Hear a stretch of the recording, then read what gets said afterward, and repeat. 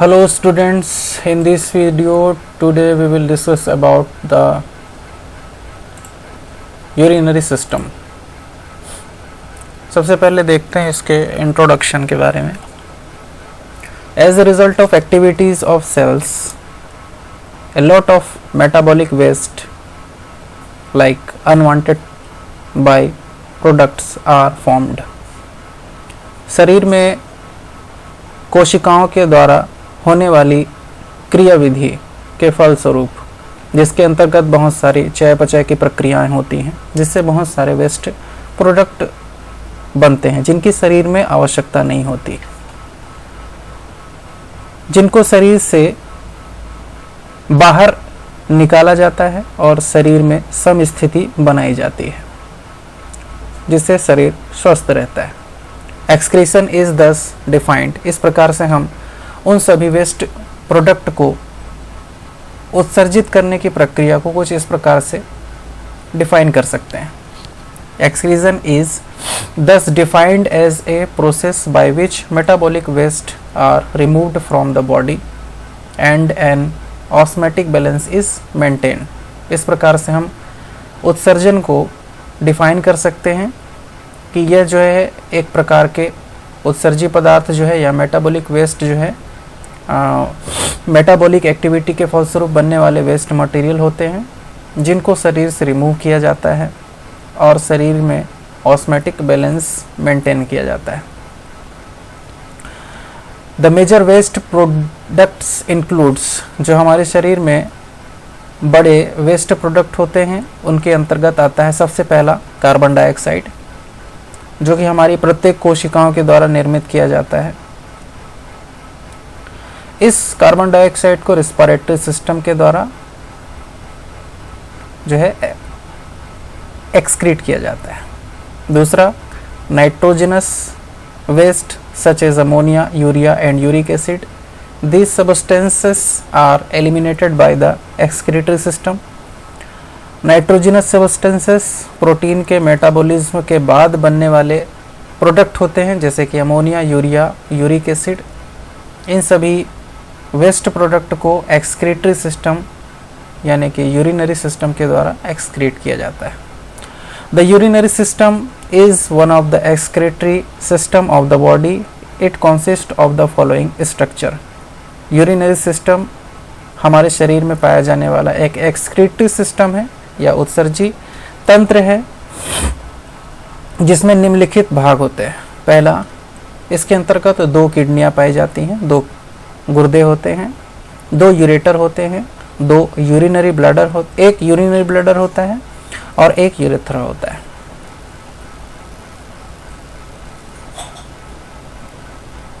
आइए बात करते हैं सबसे पहले एक्सक्रीटरी ऑर्गन और इम्पोर्टेंट ऑर्गन की, जिसको कहते हैं kidneys. The two kidneys each weighing about 150 grams in adults.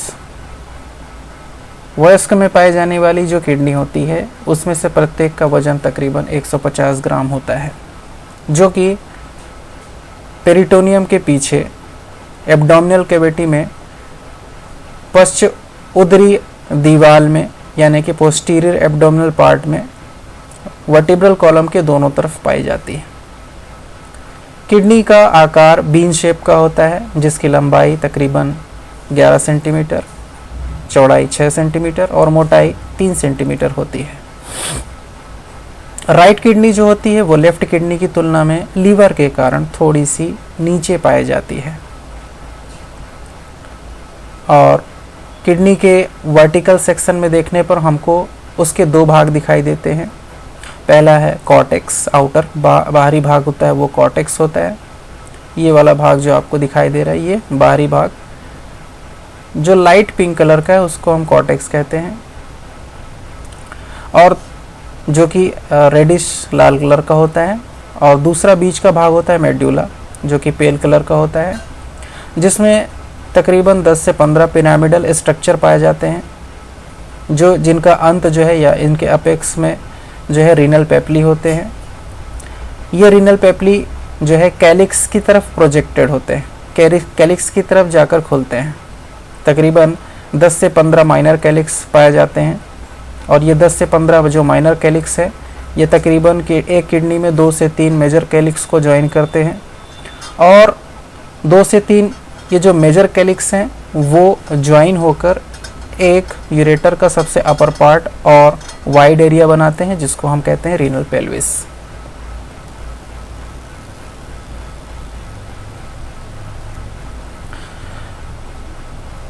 The ureter exit from the hilum or hilus of the kidney and passes to the bladder। Renal pelvis से निकलने वाली जो ureter होती है जिसको मूत्र वाहिका कहते हैं वो इस गुर्दे से बाहर निकलकर यूरिनरी ब्लैडर की तरफ जाती है। The blood vessels, lymphatic and nerve enter into or exit from the kidney via hilus। इस किडनी में जो इसका मीडियल बॉर्डर होता है वो थोड़ा सा कॉनकेव होता है जिसको हाइलम कहते हैं, जहाँ से कुछ ब्लड वेसल्स, लिम्फेटिक और नर्व जो है किडनी के अंदर प्रवेश करते हैं।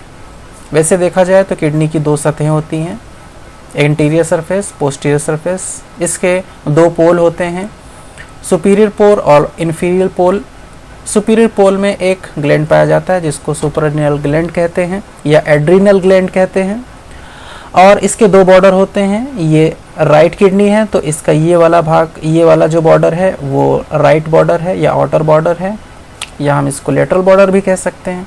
और ये वाला बॉर्डर के बारे में मैंने अभी बताया, मीडियल बॉर्डर, जो कि कॉनकेव होता है, जिस भाग को हाइलम कहते हैं और जहाँ से कुछ ब्लड वेसल्स, कुछ लिम्फेटिक्स और नर्व जो है किडनी के अंदर इंटर करते हैं।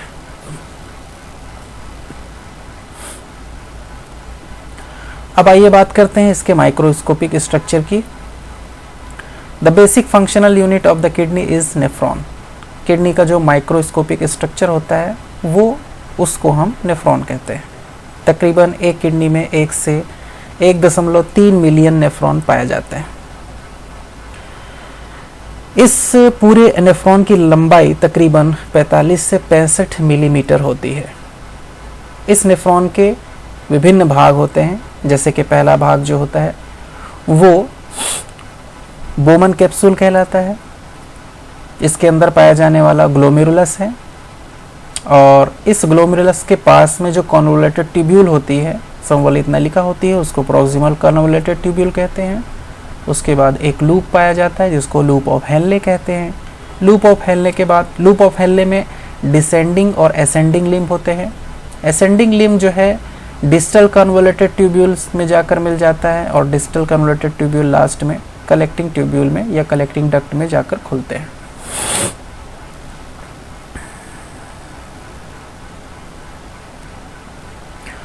सबसे पहले पार्ट की बात करते हैं, बोमन कैप्सूल। यह सबसे नेफ्रॉन का सबसे पहला भाग होता है जो कि स्क्वामस एपिथेलियम सेल से चपटी यानी शल की उपकला ऊतक से बना रहता है। दूसरा है glomerulus. It is formed by invagination of a tuft of capillaries into the Bowman's capsule। इस बोमन कैप्सूल के अंदर जो है कुछ धमनियों के कारण जो है धमनियों की केशिकाओं की जो गुच्छे होते हैं उसी को हम ग्लोमेरुलस के नाम से जानते हैं। The capillaries are supplied by efferent arteriole and the blood leave from the tuft of efferent arteriole। इस ग्लोमेरुलस में ब्लड जो है एफरेंट आर्टेरियोल के द्वारा आता है और इफरेंट आर्टेरियोल के द्वारा जाता है। Bowman's capsule and the glomerulus together constitute the Malpighian corpuscles. पूरे के पूरे इस बोमन संपुट यानी कि बोमन कैप्सूल और उसके अंदर पाए जाने वाले इस ग्लोमेरुलस को एक साथ हम मेलपीजियन कार्पसल्स के नाम से जानते हैं। आइए अब बात करते हैं organisation and function of glomerulus. The Bowman's capsule has 2 layers, visceral and parietal layers. अब देखते हैं बोमन कैप्सूल के अरेंजमेंट के बारे में। बोमन कैप्सूल के 2 लेयर होते हैं। जैसे कि हमने बात किया कि बोमन कैप्सूल का जो बाहरी लेयर, जो कैप्सूल का जो आउटर लेयर होता है वो स्क्वामस सेल के द्वारा बना हुआ रहता है, और वो लेयर जो ग्लोमेरुलस को घेर कर रखती है वो एक दूसरी लेयर होती है जिसको विसरल लेयर कहते हैं। इस प्रकार से इसके 2 लेयर होते हैं, एक बाहर की तरफ पाई जाने वाली पेराइटल लेयर, और ये पिंक कलर की जो आपको दिख रही है वो है विसरल लेयर।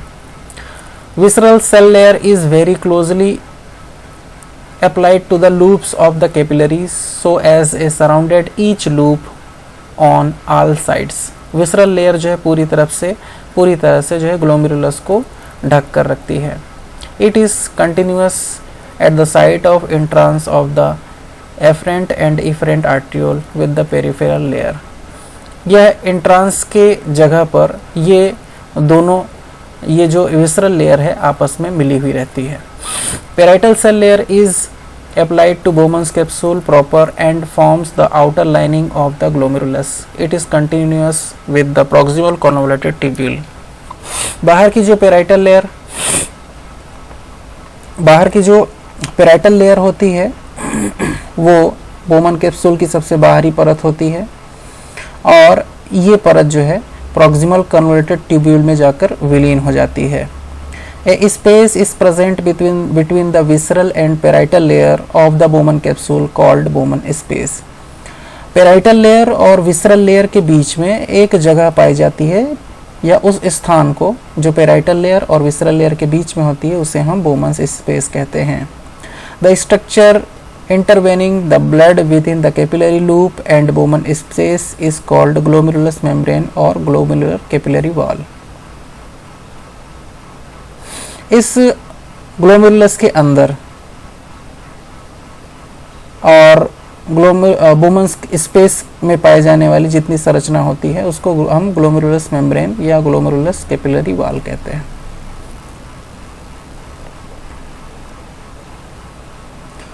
आइए देखते हैं प्रॉक्सिमल कन्वोल्यूटेड ट्यूब्यूल और लूप ऑफ हेनले के बारे में. तो बोमन कैप्सूल के बाद जो पहली संवलित नलिका होती है जिसको हम प्रॉक्सिमल कन्वोल्यूटेड ट्यूब्यूल कहते हैं. Proximal convoluted tubule lumen is continuous with that of Bowman capsule. It consist of single layer of cell. ये प्रॉक्सिमल कन्वोल्यूटेड ट्यूब्यूल जो रहती है एक परत की कोशिकाओं से मिलकर बनी रहती है. with curved outline and brush border formed by numerous microvilli, जिसका हम जो है अनुप्रस्थ काटने पर अगर हम देखें तो हमको ये संरचना कुछ इस प्रकार से दिखाई देगी जिसमें कोशिकाओं की एक परत दिखाई देती है और उसकी ल्यूमेन में यानी कि प्रॉक्सिमल कन्वोल्यूटेड ट्यूब्यूल के ल्यूमेन में हमको छोटे छोटे हेयर लाइक प्रोजेक्शन दिखाई देते हैं जिसको हम माइक्रोविलाई कहते हैं, जिसके कारण जो है इस प्रॉक्सिमल कन्वोल्यूटेड ट्यूब्यूल का एब्जॉर्प्शन का सरफेस एरिया काफ़ी ज़्यादा बढ़ जाता है. इसके बाद अगला पार्ट है इसका लूप ऑफ हेनले. ये लूप ऑफ हेनले जो है दो लिम्ब से बना हुआ रहता है, डिसेंडिंग लिम्ब और असेंडिंग लिम्ब. तो प्रॉक्सिमल कन्वोल्यूटेड ट्यूब्यूल का जो डिसेंडिंग लिम्ब होता है उससे लूप ऑफ हेनले की शुरुआत होती है. Descending limbs continuous into the thin segment. ये डिसेंडिंग लिम्ब्स जो है ये प्रॉक्सिमल कन्वोल्यूटेड ट्यूब्यूल की डिसेंडिंग लिम्ब्स जो है वो बहुत थिन सेगमेंट होती है, पतली होती है. From this segment arise the thick ascending limb which is formed by low cuboidal epithelium. और इसी थिन असेंडिंग लिम्ब के बाद लूप बनाने के बाद जो है थिक असेंडिंग लिम्ब की शुरुआत होती है, जिससे और थिक असेंडिंग लिम्ब में अंत होता है इसका और यहाँ से शुरुआत होती है डिस्टल कन्वोल्यूटेड ट्यूब्यूल की.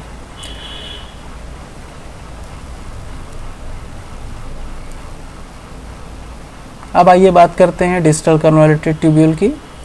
थिक असेंडिंग लिम्ब यानी कि ये वाला हिस्सा लूप ऑफ हेनले का thick ascending limbs it continues as DCT. Loop of Henle का थिक असेंडिंग लिम्ब्स आगे चलकर डिस्टल कन्वोल्यूटेड ट्यूब्यूल का निर्माण करता है. This tubule comes very close its own glomerulus and establish a close proximity to the efferent and afferent arteriole to the glomerulus. ये जो ascending limbs होता है ये जो है बिल्कुल करीब होता है इस बोमन कैप्सूल के और इसी को हम juxtamedullary apparatus के नाम से जानते हैं. उसके बाद आखिरी हिस्सा होता है इसका collecting tubules. Distal convoluted tubule join to form collecting tubules. यहाँ पर डिस्टल कन्वोल्यूटेड ट्यूब्यूल जो है अंत में कलेक्टिंग ट्यूब्यूल को ज्वाइन करती है. It passes through the renal cortex and medulla to empty into pelvis of kidney, जो कि अंततः जो है कॉर्टेक्स और मेडुला को मेड्यूलस से गुजरते हुए जो है रीनल पेल्विस में जाकर खुलती है और मेड्यूला की एपिक्स में जाकर यानी कि रीनल पेपिला में या मेडुलरी पेपिला में जाकर खुलती है और यहाँ पर एफरेंट आर्ट्रियोल के द्वारा छोड़े गए जितने भी वेस्ट मक प्रोडक्ट होती हैं उनको पिरामिड के जो पेपिला होते हैं वहाँ पर जाकर छोड़ती है। The whole kidney is enveloped by a thin but टफ्ट fibrous membrane called renal capsule. हमारे गुर्दों के चारों तरफ एक थिक और फाइब्रस मेम्ब्रेन पाई जाती है जिसको रीनल कैप्सूल कहते हैं। Its limits the swelling if the kidney becomes edematous. अगर किडनी में किसी प्रकार की सूजन हो जाए तो उसकी लिमिट को ये कैप्सूल जो है बनाए रखती है, उसको ज़्यादा बड़ा होने नहीं देती है।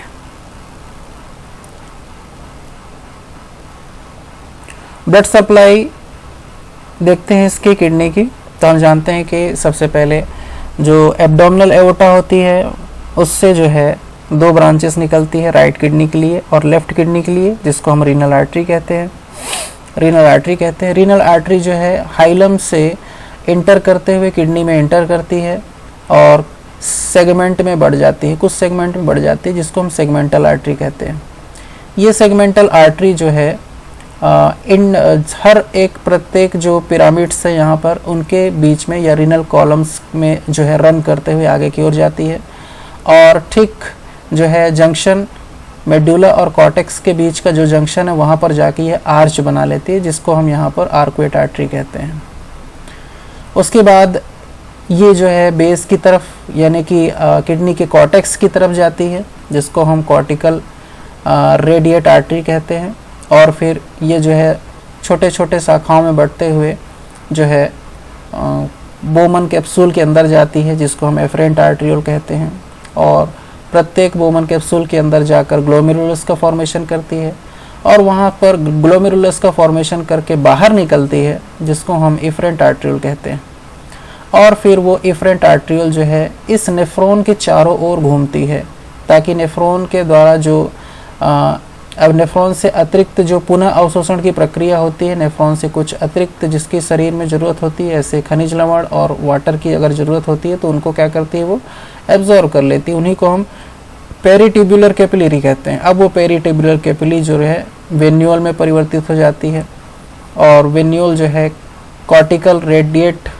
वेन यानी कि ये जो कॉर्टिकल रेडिएट वेन या फिर इसको इंटरलोब्यूलर वेन भी कह सकते हैं जो कि इंटरलोब्यूलर आर्टरी या कॉर्टिकल रेडिएट आर्टरी के पैरेलल नीचे की ओर आती है और फिर से वो मेड्यूला के कॉर्नर पे आकर जो है आर्च बनाती है जिसको आर्कुएट वेन कहते हैं और आर्कुएट वेन फिर जो है रीनल कॉलम्स में जाती है जिसको हम कहते हैं इंटरलोबर वेन और इंटरलोबर वेन जो है अंततः जो है रीनल वेन में आकर खुल जाती है। इस प्रकार से इसकी जो है ब्लड की सप्लाई होती है। अब यहाँ पर एफरेंट आर्ट्रियोल जो नेफ्रॉन में जा चुका है, नेफ्रॉन में वहाँ पर वो सारी अशुद्धियों को छोड़ देता है और नेफ्रॉन के कलेक्टिंग डक्ट से इस रीनल मेड्यूला के एपिकल पार्ट से उस वेस्ट प्रोडक्ट को माइनर कैलिक्स में छोड़ दिया जाता है। माइनर कैलिक्स से वो मेजर कैलिक्स में और मेजर कैलिक्स से जो है रीनल पेल्विस से होते हुए यूरेटर में पहुंच जाते हैं। किडनी के द्वारा बहुत सारे कार्य किए जाते हैं जैसे कि यह जो है किडनी हमारी फॉर्मेशन ऑफ यूरिन का फॉर्मेशन करती है और रीअब्जॉर्प्शन करके हमारे शरीर में पानी के संतुलन को बनाए रखती है। पानी के साथ साथ हमारे शरीर में पाए जाने वाले इलेक्ट्रोलाइट का संतुलन बनाती है और हमारे शरीर में अम्ल और क्षार का संतुलन बनाए रखती है और इसके कुछ एंडोक्राइन फंक्शन है जैसे किडनी के द्वारा जो है रेनिन नाम का हार्मोन भी सिक्रेट किया जाता है। So it is all about the urinary system basically the kidneys. I hope आप लोग को समझ में आया होगा। Thank you.